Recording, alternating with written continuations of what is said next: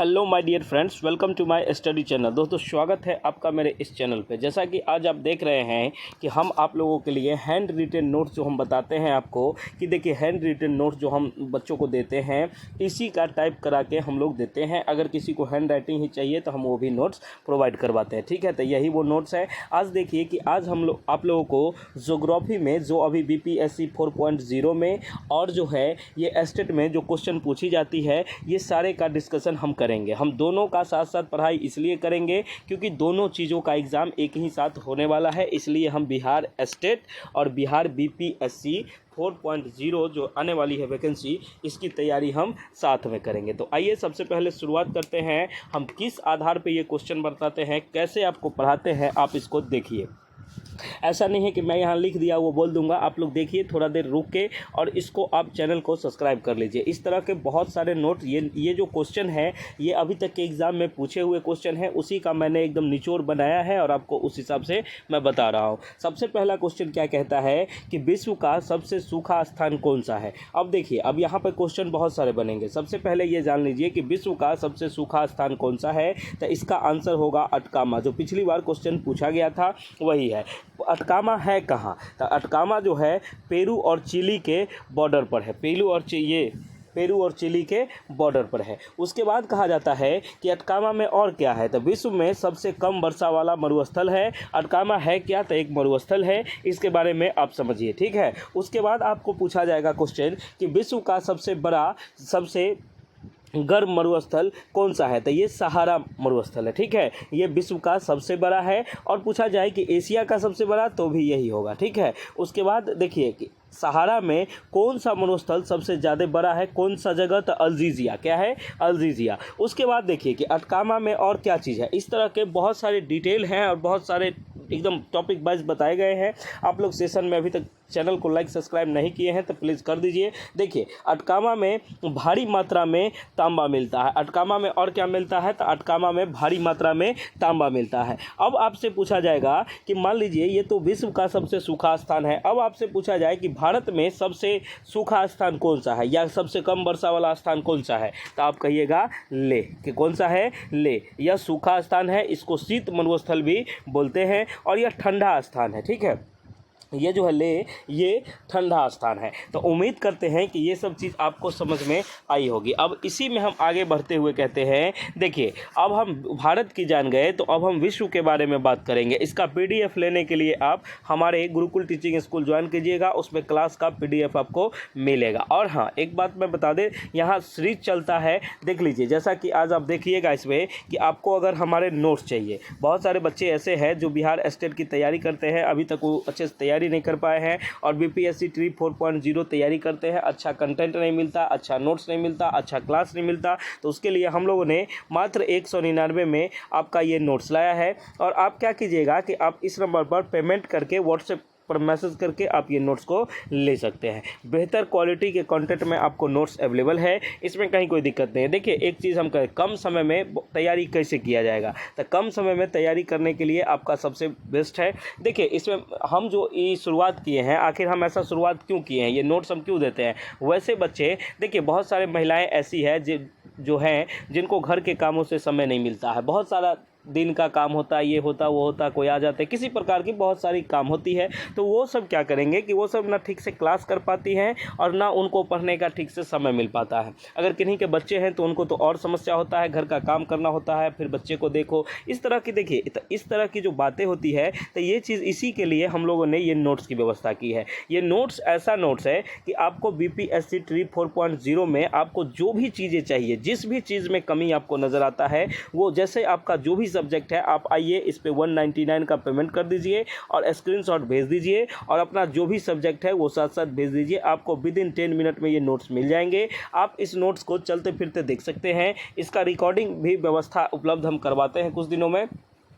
और देखिए आप ज़्यादा कुछ नहीं कीजिए, बस इस नोट्स को पढ़िए, अच्छे से आपका काम हो जाएगा। उसके बाद क्या कहा जाएगा कि एस्टेट का आप बार बार दे रहे हैं एग्ज़ाम, आपको दिक्कत हो रही है, तो ये नोट्स अवेलेबल है। आप यहाँ देख लीजिए कि आप किसी भी सब्जेक्ट से हो, जहाँ तक कि डांस हो, ये आर्ट ऑफ टीचिंग हो, ये आर्ट्स हो, कला वाला जो एग्ज़ाम होता है वो हो, म्यूज़िक हो, साइकोलॉजी हो, सोशोलॉजी हो, ये सब आयोगा हो, फिजिकल एजुकेशन, किसी भी प्रकार का आपको नोट चाहिए, आप इसी नंबर पे व्हाट्सएप मैसेज करके ये ले लीजिएगा, ठीक है। और हम आगे बात करते हैं। तो ये चीज़ क्लासेस आप लेने से कोई फ़ायदा नहीं है। देखिए टाइम पास करने का आप समय नहीं है जो आप टाइम पास करिएगा, आप ऑनलाइन बैच लीजिएगा फिर उसको आप ढंग से पढ़िएगा नहीं, तो सब चीज़ है। आप इस नोट्स को लीजिए और अच्छे से पढ़िए, देखिए आपका बेड़ा पार हो जाएगा। उसके बाद हम बताते हैं कि बिहार स्टेट के लिए हम कुछ प्रीवियस ईयर क्वेश्चन लाए हैं, वो पिछले वीडियो में है, आप लोग उसको जाके देख लीजिएगा। उसमें क्या है, देखिए बिहार स्टेट जो है थोड़ी ईजी लेवल की होती है, इसके जो क्वेश्चन होते हैं वो थोड़े ईजी लेवल के होते हैं। तो ईजी लेवल के क्वेश्चन होते हैं तो ये चीज़ आपको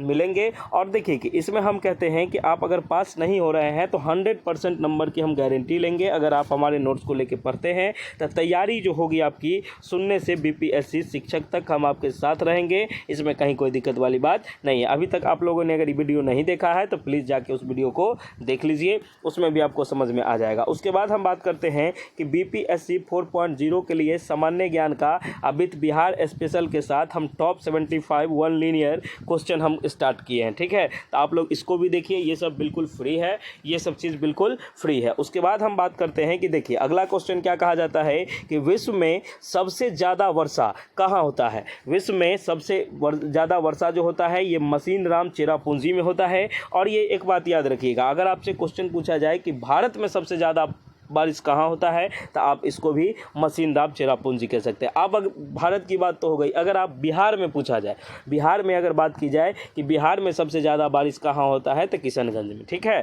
उसके बाद बिहार से एक दो क्वेश्चन और होगा कि बिहार में जिसको चावल का कटोरा किसको कहते हैं। देखिए आप लोग यहाँ कन्फ्यूज़ क्या करिएगा कि बिहार में चावल का कटोरा, जहाँ बारिश अधिक होगा वहाँ धान की उपज ज़्यादा होगी, इसलिए चावल का कटोरा आप किशनगंज मार दीजिएगा, लेकिन नहीं, बिहार में चावल का कटोरा रोहतास को कहा जाता है। किसको कहा जाता है? रोहतास को। तो ये सब चीज़ आप छोटी छोटी बातें हैं, इसको आप नोट कर ले चलिए, यही सब चीज़ पूछता है। उसके बाद क्वेश्चन आता है कि थार मरुस्थल कहाँ है। तो थार मरुस्थल जो है राजस्थान और पाकिस्तान के बॉर्डर पर जो स्थित है उसी को क्या कहते हैं?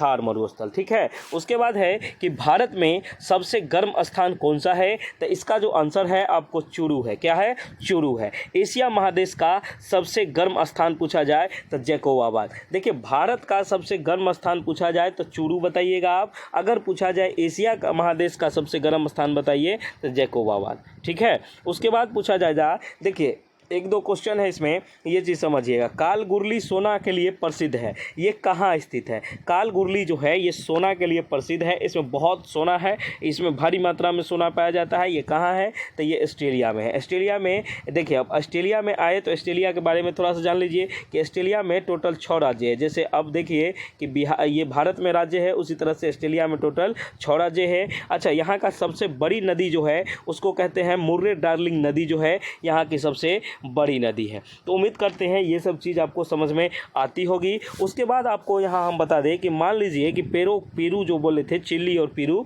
तो ये पेरू जो है इसकी राजधानी कहाँ है? तो पेरू की राजधानी जो है वो लीमा है और चिली की राजधानी है तो सेंटियागो। कहाँ है? सेंटियागो। तो उम्मीद करते हैं कि ये सब चीज़ आपको बहुत बेहतर क्वालिटी में समझ में आता होगा। उसके बाद हम 2-4 क्वेश्चन और बता देते हैं कि मान लीजिए कि योजना आयोग जो पहले चलता था उसका क्या नाम है, प्रेजेंट में उसका क्या नाम है। देखिए मैंने कल एक बिहार बीपीएससी ट्री 4.0 का प्रीवियस ईयर क्वेश्चन सेट लिया था, इसमें बिल्कुल फ्री है, आप हमारे चैनल पे जाके देख सकते हैं। उसमें मैंने क्वेश्चन का फ़ोटो डाला है और उसी को एक्सप्लेनेशन किया है। अगर आप सुनने से बीपीएससी शिक्षक तक का सफ़र तय करना चाहते हैं तो आप हमारे चैनल को सब्सक्राइब करिए। देखिए अब क्वेश्चन 1-2 हम बताते हैं, इसको आप डायरी पेन लेके लिखिए और इसको लिख लीजिए। योजना आयोग का नाम बदल के अब क्या कर दिया गया है? तो ये नीति आयोग कर दिया गया है। कब नाम बदला था? तो 1 जनवरी 2015 को। अब जो होता है नीति आयोग में क्या क्या है? नीति आयोग में 3 वर्षीय योजना होती है, 7 वर्षीय होती है और 15 वर्षीय योजना होती है। अब आपके मन में आएगा कि सर नीति आयोग का फुल फॉर्म क्या होता है? तो नेशनल इंस्टीट्यूशन ये ट्रांसफॉर्मिंग इंडिया।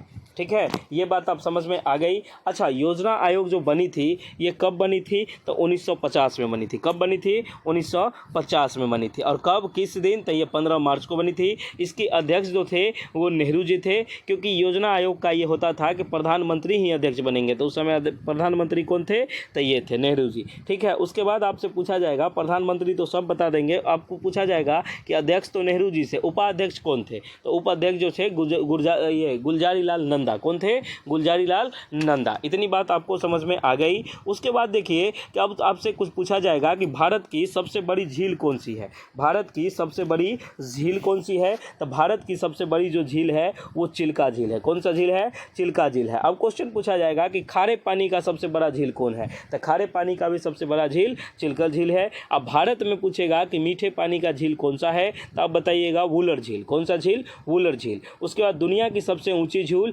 टीटीकाका झील। ठीक है, याद रखिएगा, टीटीकाका झील। उसके बाद सबसे अधिक नमक वाली झील, तो तुर्की में जो झील है वॉन झील, ये सबसे ज़्यादा नमक वाली झील है। उसके बाद अगर क्वेश्चन आएगा कि 1000 झीलों का देश किसको कहा जाता है? तो आप कहिएगा फिनलैंड को। किसको कहा जाता है? फिनलैंड को। उसके बाद देखिए, ये सब क्वेश्चन तो आपको समझ में आ गई होगी। अच्छा, एक बात और बताइए, भारत का पहला विधि और न्याय का मंत्री कौन था? कानून मंत्री जिसको बोलते हैं वो कौन थे? तो BR अम्बेडकर। कौन थे? BR अम्बेडकर। उसके बाद कुछ क्वेश्चन आती है कि पूना पैक्ट जो है ये कब हुआ था? तो पूना पैक्ट जो है ये किसके किसके बीच हुआ था? तो ये गांधी जी और अम्बेडकर जी के बीच हुआ था। अच्छा, एक बात और कहिए कि संसद का कार्यकाल कितने दिनों का होता है? ये आप बता सकते हैं, या राज्यसभा के संसदों का किसी भी प्रकार का? तो ये क्वेश्चन आप हमको कमेंट में जवाब दे दीजिएगा। अच्छा, एक दो और क्वेश्चन बताइए कि जैसे विक्टोरिया मेमोरियल जो आप देखते हैं बंगाल में है, ये कब बना था? ठीक है, तो ये इसका जो सही आंसर है, अगर आपको पता है तो आप कमेंट में दीजिए। इसका जो सही आंसर है वो 1921 है। तो इस तरह के बहुत सारे देंगे, बहुत सारे क्वेश्चन को हम बहुत सारे अच्छे लेवल में आपको बताएंगे। ठीक है, उसके बाद बताइए कि मार्ले मिंटो सुधार आपने सुना होगा, मार्ले मिंटो सुधार कब हुआ था? तो 1909 में। ये मार्ले मिंटो सुधार आखिर था क्या? तो ये था मुसलमानों को अलग निर्वाचन बनाने के लिए ये मार्ले मिंटो सुधार आई थी। बात समझ में आया? अच्छा, एक बात और बताइए, कलकत्ता शहर जो बसा था उसको डिजाइन करने वाला का लोग का क्या नाम था? तो जॉब चॉर्नक। क्या नाम था? जॉब चॉर्नक। ये बात समझ में आई ना? अच्छा, इसी तरह बताइए कि नई दिल्ली को डिज़ाइन करने वाला कौन था? तो Edward Lumi stress and Edward baker. 2 आदमी मिलकर ने ये किया था। ये बात आप समझिएगा। अच्छा, ठीक है, ये दोनों तो हो गया। आप बताइए बिहार का डिज़ाइन कौन किया था? ये क्वेश्चन हम आपके लिए छोड़ते हैं, आप कमेंट सेक्शन में इसका जवाब दीजिएगा। ठीक है, उसके बाद देखिए कि बंगाल में एशियाटिक सोसाइटी का गठन कब हुआ था? तो 1784 में हुआ था। किसके संबंध में? तो ये, अच्छा, ये बंगाल जो एशियाटिक सोसाइटी था ये किस चीज़ का था? ये क्या चीज़ था? तो ये एक अनुवाद विभाग था। जैसे गवर्नर जनरल उस समय वार्डन हेस्टिंग्स थे, इन्होंने भारत के धर्म को समझने के लिए और भारत के ग्रंथों को समझने के लिए एक अनुवाद विभाग बनाया। उसी को क्या नाम दिया गया? ये एशियाटिक सोसाइटी। ठीक है, इसके संस्थापक जो थे वो सर विलियम जोन्स थे। ठीक है, अच्छा, उसके बाद एक बात, ये बात समझ लिया। अच्छा, वारेन हेस्टिंग्स समझिए कि पहली बार टैक्स डिपार्टमेंट बनाने वाले पहले थे। ये बात समझ में आ गई ना? वारेन हेस्टिंग्स के बारे में आप हम और बता देते हैं कि पहली बार ये बोर्ड ऑफ रेवेन्यू इन्हीं में बना था। पहला संस्कृत कॉलेज जो BHU बनारस में खुला था वो वारेन हेस्टिंग्स के समय में खुला था। पहला मदरसा जो खुला था कहाँ? कलकत्ता में, ये वारेन हेस्टिंग्स के समय खुला था। द्वितीय आंग्ल मैसूर युद्ध जो हुआ था ये भी वारेन हेस्टिंग्स के समय में हुआ था। एशियाटिक सोसाइटी ऑफ बंगाल के स्थापना भी इसी के अथी में वायसराय में हुआ था, लेकिन किया कौन था? तो सर विलियम जोन्स। महाभियोग चलाया गया था तो इन्हीं पे। द्वंद्व शासन का अंत हुआ था तो इन्हीं के समय में। ये बहुत सारे कामों में ये थे। ठीक है, अच्छा, अब एक बात बताइए कि रेगुलेटिंग एक्ट क्या है? ये कब हुआ था? तो रेगुलेटिंग एक्ट जो है ये 1773 ईस्वी में है। कहाँ बनाया गया था? तो भारत में बनाया। यह पहला कानून था। उस समय बंगाल का गवर्नर कौन था? तो वारेन हेस्टिंग्स। इतना बात समझ में आ गई आपको? तो हम उम्मीद करते हैं कि ये सारी बातें आपको समझ में आ गई। इसी तरह से, अच्छा, इसी तरह से बहुत सारे क्वेश्चनों का 40 अंक वाला जीके हम आपको ऐसा MCQ बता देंगे कि बिना ये आप कॉपी पेन उठाए सबका जवाब दे दीजिएगा। कल से अगर आपको ये क्लास अच्छी लगती है, अच्छी पसंद आई, तो आप चैनल को सब्सक्राइब करें और वीडियो को ज़्यादा से ज़्यादा लाइक शेयर करें और हमारे कमेंट में अपना रिव्यू ज़रूर दें कि ये आपको क्लास कैसा लगा, क्या इस सेट को आगे बढ़ाया जाए। अगर बढ़ाया जाए तो आप हमको बताइए। नहीं, हम इस तरह से आपको इसलिए बताते हैं कि आप अगर पॉकेट में रख के ईयरफोन लगा के भी सुनते हैं तो हमारी सारी बातें समझ में आ जाएगी। कि जैसे अभी आपसे बहुत सारे क्वेश्चन पूछा था हमने, तो वो आपने बताया था। अच्छा, एक बात बताइए, लॉर्ड मेयो के बारे में आप क्या जानते हैं? ठीक है, देखिए लॉर्ड मेयो के बारे में इसलिए लोग जानता है कि भारत के पहले वायसराय थे जिनकी हत्या कर दी थी। ठीक है, कहाँ ये कौन किया था? तो पोर्ट ब्लेयर जेल में कैदी के द्वारा इनकी हत्या कर दी गई थी। ये सब आपको समझ में आ रही होगी। सामान्य अध्ययन के एकदम ज़बरदस्त क्लास, देखिए सुनने वाला ऑडियो टाइप क्लास आपको हमारे चैनल पर मिलेगा। अगर आपने अभी तक चैनल को सब्सक्राइब नहीं किया है तो प्लीज़ चैनल को सब्सक्राइब करें और बेल आइकन को प्रेस करें। इस तरह की सारी चीज़ें आपको देखने को मिलेगी। और आप अगर नोट्स अभी तक नहीं लिए हैं तो आप जाइए इस नंबर पर व्हाट्सएप मैसेज करके पेमेंट करके स्क्रीनशॉट भेज दीजिए, आपको नोट्स विद इन 10 मिनट में मिल जाएगी। आपका बहुत बहुत धन्यवाद कि आप हमारे चैनल को देखते हैं, हमको सपोर्ट करते हैं। आपका बहुत दिल से धन्यवाद। आप हमारे चैनल को ज़्यादा से ज़्यादा लाइक शेयर सब्सक्राइब कीजिए। आपका दिन शुभ हो। बहुत बहुत धन्यवाद। इसी तरह के सीरीज़ को आगे बढ़ाने के लिए आप कमेंट में लिख दीजिएगा, सर कंटिन्यू कीजिए। धन्यवाद।